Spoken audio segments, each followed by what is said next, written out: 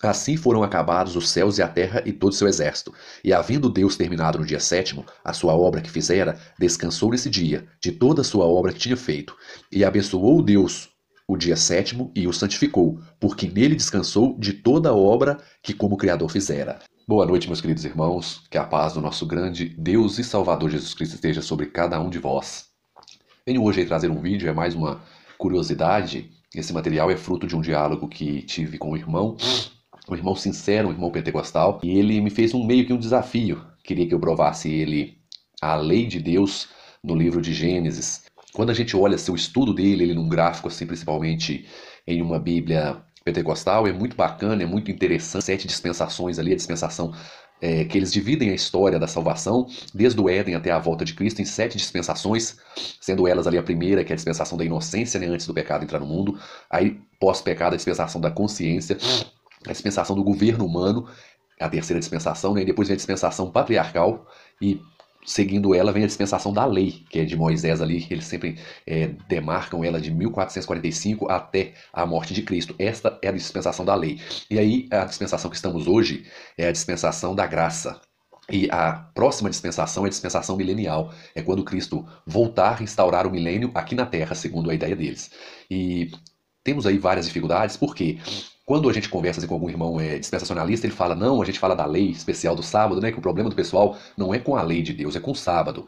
A gente conversando com eles, a gente pergunta, pode roubar? Não. Pode matar? Não. Pode adulterar? Não. Tem que guardar o sábado? Não. O sábado não, aí é legalismo, aí não, precisa, não pode guardar o sábado. Os outros 9 estão em vigor, né? Mas o sábado não. É melhor eles dizerem que o sábado foi abolido, sendo que grande maioria dessas igrejas tem em seus documentos que o sábado mudou para o domingo, como é aí a declaração de fé das Assembleias de Deus, consta isso, que eles entendem que o sábado mudou para o domingo, o dia de guarda do cristão é o domingo. Mas alguns chegam até a usar assim, a ideia de que a lei foi abolida, né? Mas se a lei foi abolida, isso é um comentário, assim, uma resposta do desespero, né? Temos muitos problemas com essa questão aí, já falei um pouco sobre isso. Porque se a lei for abolida, então não existe nem pecado, né? Porque pode roubar, pode matar, pode adulterar, tirou a lei, não tem pecado, não tem nada. Mas só que quando a gente conversa com o pessoal do dispensacionalismo, eles falam, a gente falando do sábado, não, o sábado é da dispensação da lei, não precisa guardar o sábado mais não. Aí fica assim no ar aquela ideia que é uma das dificuldades do dispensacionalismo, eles nos seus escritos dizem que não tem esse problema. Mas quando eles falam essa frase que o sábado, a lei é na dispensação da lei, nós estamos na dispensação da graça, não precisamos mais guardar a lei, aí gera aquela ideia que a dispensação da graça é a dispensação em Cristo Jesus, que somos salvos pela graça, a lei nós não precisamos mais dela, ela é da dispensação da lei, ou seja, aí gera a ideia de que na dispensação da lei a salvação era por meio da lei. Aí já abre uma segunda porta para a salvação que não é Cristo, sendo que a única forma de salvação é Cristo, em Cristo Jesus, pois nós somos salvos por Cristo, o Messias que veio, e o pessoal anterior a Cristo era salvo pela fé no Messias que viria. Eles sacrificavam um cordeirinho ali, sabendo que alguém tinha que vir morrer no lugar dele. Tudo ali representava Cristo, era uma forma didática de Deus ensinar para os israelitas o plano da salvação, o sacerdócio, o santuário, o sangue do cordeiro, o cordeiro, tudo isso representava Cristo. E com essa ideia deles gera essa dificuldade aí de que abre margem para o pessoal interpretar que existem dois modos de salvação, abre um terceiro problema aí que Deus tem um modo de agir com os judeus e um modo com a igreja, pois os judeus tinham dieta alimentar baseada na palavra de Deus, não podia comer de tudo, tinha dia de guarda e a igreja não, a igreja hoje vive de qualquer maneira, pode comer de tudo, não precisa guardar dia nenhum. Aí tipo assim, a gente vê que Deus parece que foi mais rigoroso com Israel do que com a igreja. E o último, tem que existir o arrebatamento secreto. O arrebatamento secreto vem de uma má interpretação ali do livro de Daniel, das 70 semanas. Eles jogam a última semana para o tempo do fim. E aí, Jesus tem que voltar de forma secreta, porque se ele voltar visível e literal, como diz a Bíblia, ele consome o mundo com a sua glória. Aí ele tem que vir visível, arrebata a igreja e depois volta com a igreja para instaurar o milênio. Temos vários problemas com isso. Primeiro que Jesus vem de forma invisível. Sumiu milhões de pessoas, de cristãos. Os que ficaram, é muito fácil converter, pois viu que sumiu as igrejas, sumiu todo mundo. Então as promessas bíblicas eram verdadeiras, então vamos para a igreja. Então a pessoa tem uma chance de salvação depois da vinda de Cristo. E aí alguns argumentam, não, mas o Espírito Santo vai junto com a igreja. Então como será essa conversão? Já é um problema interno aí do dispensacionalismo, porque se a igreja vai, o Espírito Santo vai junto, o que vai nos convencer do pecado, da justiça e do juízo? Aí alguns argumentam, não, a chance é só para Israel, mas e se o Espírito Santo for, como que Israel converte? É outro problema deles lá. Mas o que eu vejo pior é quando a igreja volta com Jesus Cristo, quando Jesus Cristo vem depois dos 3 anos, dos 7 anos ali da última semana no entendimento deles, Jesus vem e instaura o milênio. Aí Jesus vem com pessoas com corpos glorificados. Aí veja bem, aqui no planeta Terra vai viver pessoas glorificadas e pessoas não glorificadas, pessoas com corpos imortais glorificados e pessoas comuns. E como que as pessoas comuns vão fazer para se achegar ou olhar para Cristo governando o mundo de Jerusalém, né, que tem que existir o terceiro templo, né, ele vai reinar lá em Jerusalém, esse terceiro templo tem que existir por causa do pacto do anticristo e tal. Mas aí eis a questão, como que o pessoal comum, os judeus no caso, vão ter contato com o Cristo nessa carne, sem ter um corpo glorificado, vendo o Cristo em glória? Eles seriam consumidos, eles não explicam isso. No fim do milênio, quando Satanás será solto, os glorificados morrerão ou não morrerão? Como que fica isso? É complicado essa ideia deles. O dispensacionalismo não tem... no papel é muito bonito, mas na prática não se sustenta. E o interessante, quando analisamos ali o livro de Gênesis, o pessoal, mas ali não fala de lei, não fala de nada. O livro de Gênesis ele é um livro histórico, ele não tem como propósito ser um livro descritivo, normativo, trazer a lei de forma explícita. Ele tem o propósito de narrar a história, assim como o livro de Atos. E alguns estudiosos creem que um livro histórico não pode ser fonte de doutrina, mas mesmo Gênesis sendo um livro histórico, eu vejo nele toda a lei de Deus ali, porque o pessoal dispensacionalista fala que a lei de Deus é do Sinai para frente, que Deus deu a lei para os judeus ali do Sinai para frente. Mas o livro de Gênesis contém toda a lei. Vemos já no livro de Gênesis, antes da entrada do pecado no mundo, quando Deus faz duas instituições. O casamento, Deus institui o casamento antes do pecado entrar no mundo, e Deus institui o sábado, que foram aí as duas instituições feitas por Deus antes do pecado entrar no mundo. Vamos ler Gênesis 2, 2 e 3. Assim foram acabados os céus e a terra e todo o seu exército. E havendo Deus terminado no dia sétimo a sua obra que fizera, descansou nesse dia de toda a sua obra que tinha feito. E abençoou Deus o dia sétimo e o santificou, porque nele descansou de toda a obra que como Criador fizera. Interessante desse texto aqui, isso é muito interessante. Deus faz o mundo em 6 dias e descansa no sétimo. Por ele ter descansado no sétimo, ele abençoa e santifica o dia de sábado. Se existe um dia na Bíblia que é abençoado e santificado, separado, é o dia de sábado. Não vemos nenhum outro dia sendo abençoado e santificado. E aqui, quando Moisés, escrevendo aqui o livro de Gênesis, eu já falei sobre isso em uma live, ele usa as palavras para abençoar e santificar. No hebraico temos 7 troncos verbais. Ele usa o tronco piel, que significa um tronco intensivo na voz ativa. Um exemplo, o verbo quebrar. No tronco calo, quebrar. No tronco piel é despedaçar, destruir, moer. Entendeu? É o grau intensivo. E Moisés aqui escreveu que Deus abençoou no piel e santificou. Forma de se escrever que dê mais ênfase para essa bênção e para essa santificação, que Moisés podia escrever, ele escreveu, que foi no tronco piel. Não tinha como ele expressar mais essa bênção e essa santificação. A maior forma de se expressar é essa que Moisés utilizou, esse tronco verbal. E vemos que é um dia, parafraseando, muitíssimo abençoado e muitíssimo santificado, ao extremo, santificadíssimo, o que esse tronco significa. E aqui já vemos a instituição do sábado. Por quê? Mas não vemos uma ordem. Eles falam assim, não vemos uma ordem. Não vemos uma ordem, mas o interessante aqui é que Deus termina a sua obra, descansa, por isso abençoa e santifica o dia de sábado. Quando Deus tira os escravos do Egito, Deus leva o pessoal para o deserto, aquele povo contaminado pela cultura egípcia, lá no meio dos egípcios, já tinha perdido a forma de cultuar o Deus de Israel, de servi-lo como ele deseja ser servido. Deus tira aquele povo e dá a sua lei para eles. Quando Deus dá a lei, qual é o motivo que se deve guardar o sábado? Moisés volta a mente dos hebreus lá para o Gênesis. Ele diz, porque em 6 dias fez o Senhor os céus e a terra, e no sétimo descansou. Por isso abençoou e santificou o dia de sábado. E é interessante que no Gênesis não vemos a palavra sábado, vemos apenas sétimo dia. Mas em Êxodo 20, 8 a 11, lá diz que o sétimo dia é o sábado. E aí Moisés disse mais ou menos assim, vocês têm que guardar o sábado porque Deus fez o mundo em 6 dias, descansou no sétimo, por isso ele abençoou e santificou. Então o sábado tem que ser guardado porque foi abençoado e santificado. Ou seja, eles esqueceram disso e por isso Moisés lembrou e usou o motivo pelo qual devia ser guardado, que foi porque Deus abençoou e santificou lá na criação. E isso aí já deixa claro que o sábado foi uma instituição feita muito antes do Sinai. No entanto, se você ler aí Êxodo 16, antes do pessoal chegar no Sinai, Deus já ordena para eles guardarem o sábado, em Êxodo 16. Se a lei foi dada no Sinai, como Deus ordena eles guardarem o sábado em Êxodo 16, sem falar do sábado para eles? Vemos que o sábado já existia, e essa é uma prova cabal que o sábado foi instituído antes da entrada do pecado no mundo. E outro texto interessante, que já vimos um dos 10 mandamentos do sábado. Outro texto interessante é Gênesis 4. Disse o Senhor, por que andas irado e por que decaiu o teu semblante? Se procederes bem, não é certo que serás aceito? Se todavia proceder mal, eis que o pecado jaz à porta. O seu desejo será contra ti, mas a ti cumpre dominá-lo. Aqui quando Caim e Abel vão oferecer o sacrifício a Deus, Deus se agrada mais de Abel e Caim fica irado e Deus fala que o pecado jaz à porta, cabe a ele dominá-lo. O que é pecado? De acordo com 1 de João 3, 3 e 4, é a transgressão da lei. Para o pecado estar batendo à porta de Caim, Deus já tem que estar vendo que ele está querendo transgredir algum mandamento. E vemos aí na sequência que ele transgride o mandamento e mata seu irmão. Já vemos mais um mandamento aqui dos 10 mandamentos. Ele assassinou seu irmão. Então, já vimos aí 2 dos 10 mandamentos. E uma outra coisa aqui que é muito interessante, quando a gente vai aqui em Gênesis 6, diz que a maldade se multiplicou no coração do homem, todos os seus desígnios eram maus. O que é mal? Para existir a distinção entre mal e bem, tem que existir uma lei, tem que existir um conhecimento do que é certo e do que é errado. Deus diz que os desígnios daquele povo eram todos maus. Isso é uma outra coisa que vemos aí, que existia uma norma a se cumprir. Não vemos a norma de forma explícita, mas implicitamente vemos que tem uma lei por trás disso tudo aqui. E o interessante também, que em Gênesis 7, assim, de todo animal limpo levarás contigo 7 pares, macho e sua fêmea, mas dos animais imundos, um par.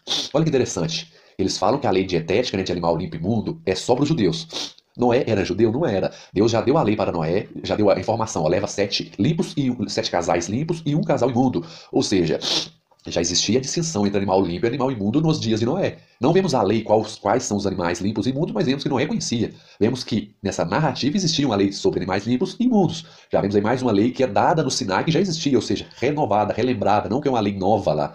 Isso é uma lei que existia, o povo que tinha esquecido, perdido, como serve o Deus, é o Yahweh. Por isso Deus teve que renovar a aliança deles. O dispensacionalismo vê divisão entre isso. Nós que somos aliancistas, vemos uma sequência nos livros da Bíblia. E continuando aqui, vemos aqui Gênesis 8, 20. Levantou Noé um altar ao Senhor, e tomando de animais limpos e de aves limpas, ofereceu o holocausto sobre o altar. O holocausto é uma oferta queimada. Veja bem, não vemos nenhuma lei sobre sacrifícios, como fazer sacrifício, muito menos sobre holocaustos. E aqui Noé já oferece um holocausto para Deus assim que saiu da arca. As leis sobre holocaustos e sacrifício são vistas no livro de Levítico, Êxodo. E aqui estamos Noé, 10 gerações antes de Abraão, já vemos pós-dilúvio ali, essa distinção antes do dilúvio de animais e pós-dilúvio de holocausto. É muito interessante. Continuando aqui, Gênesis 12 diz assim, quando Deus pede a Abraão para sair da terra de seus pais. Ora, disse o Senhor a Abraão, sai da tua terra, da tua parentela, da casa de teu pai, e vai à terra que te mostrarei. De ti farei uma grande nação. Muito interessante, se você começar a estudar um pouquinho dos meios judaicos, quando se diz nação e se refere a Israel, eles usam a terminologia An. Abraão, pai de um grande povo, nação An. O que significa povo. Aqui ele fala Goi Gadol, que Goi é os gentios. Deus ia fazer de Abraão uma grande nação, ou seja, aqui esse Goi abre o pensamento para a gente entender que essa descendência de Abraão não seria apenas os descendentes sanguíneos, pois é uma grande nação, que a herança é espiritual também. Isso aqui é só uma curiosidade.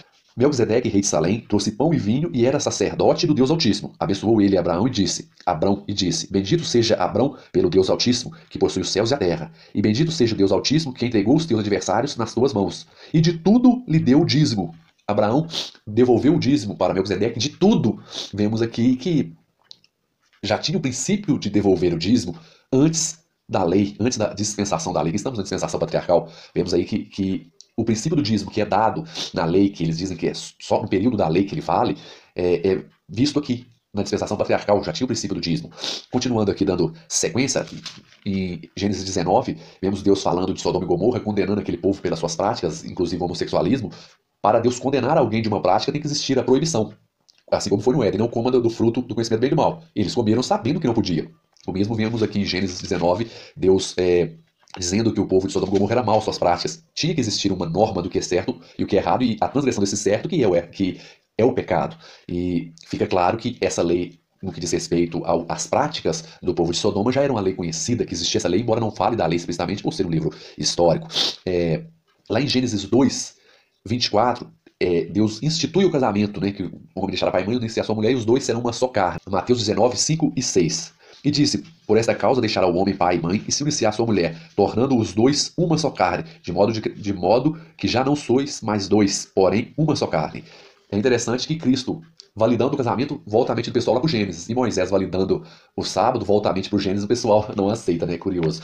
Gênesis 35, verso 2, diz assim, então disse Jacó à sua família e a todos os que com ele estavam, lançai fora os deuses estranhos que há no vosso meio. Purificai-vos e mudai as vossas vestes. Levantemo-nos e subamos a Betel, farei ali um altar ao Deus que me respondeu no dia da minha angústia. Paro por aqui. Olha que interessante esse texto aqui. Jacó, antes de ir para o Egito, né? Jacó fala para lançar os deuses fora, os deuses estranhos. Aqui já é uma menção de idolatria. Segundo mandamento, é claro.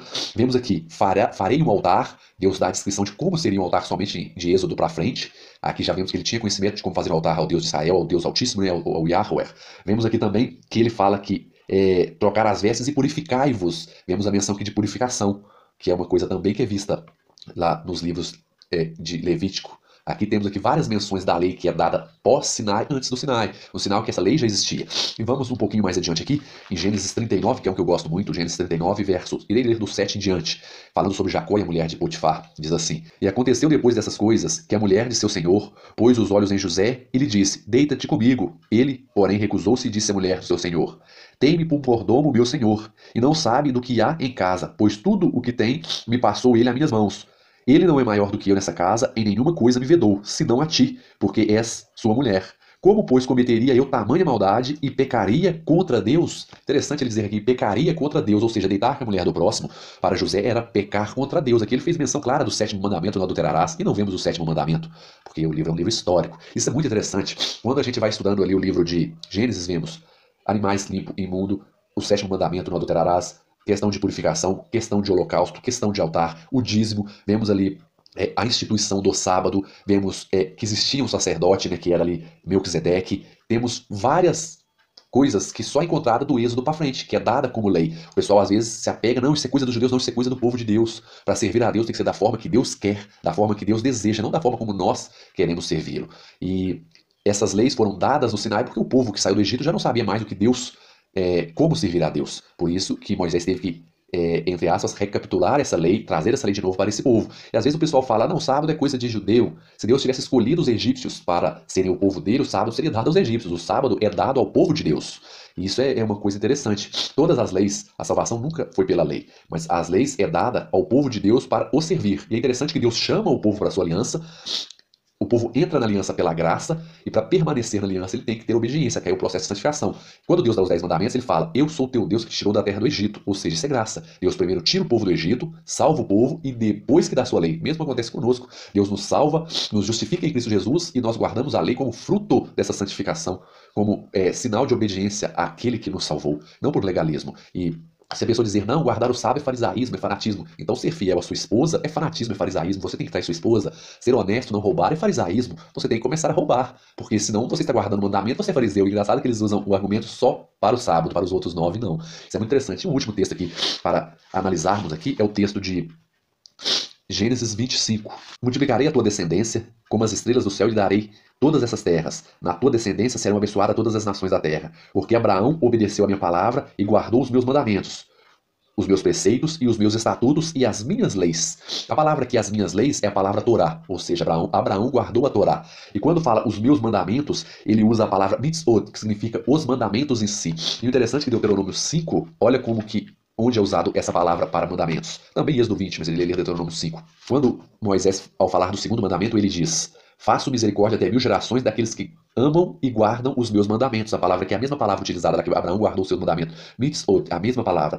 E recapitulando os 10 mandamentos aqui em Deuteronômio 5, 29, quem dera que eles tivessem tal coração que me temesse e guardassem em todo o tempo os meus mandamentos. Mitzvot, de novo, a mesma palavra, ou seja, Abraão guardou a Torá e os 10 mandamentos. O pessoal que fala que não, deve apresentar a prova. Isso é tão interessante porque Moisés, que escreveu o Gênesis, foi o mesmo que escreveu tanto Êxodo quanto Deuteronômio. E a mesma palavra que ele utilizou para dizer que Abraão guardou os 10 mandamentos, parafraseando, foi a palavra que ele utilizou aqui. Então, Abraão guardou os 10 mandamentos, guardou a Torá e os mandamentos. Isso é uma prova clara aí que todos os 10 mandamentos, toda a lei de Deus, não somente os 10 mandamentos, mas a lei no que diz respeito à questão de apontar o pecado e a solução do pecado, já existia antes do Sinai. Depois do Sinai ela foi, entre aspas, renovada até a vinda do Messias, pois a lei cerimonial, seu aspecto cerimonial, apontava para Cristo. O cordeirinho que ele morria apontava para Cristo, que era o cordeiro de Deus que tira o pecado do mundo, de acordo com João Batista. O sacerdote, o sumo sacerdote que recebia o pecador, fazia a confissão dos pecados, sacrificava esse cordeirinho, é um tipo de Cristo, que é o nosso sacerdote e nosso sumo sacerdote. O livro de Hebreus deixa claro isso. E é tão interessante que Paulo, ao escrever que só há um mediador entre Deus e os homens, Cristo Jesus homem, ele está voltando a mente do pessoal para o sacerdócio levítico, que fazia essa mediação. Hoje o nosso mediador é Cristo.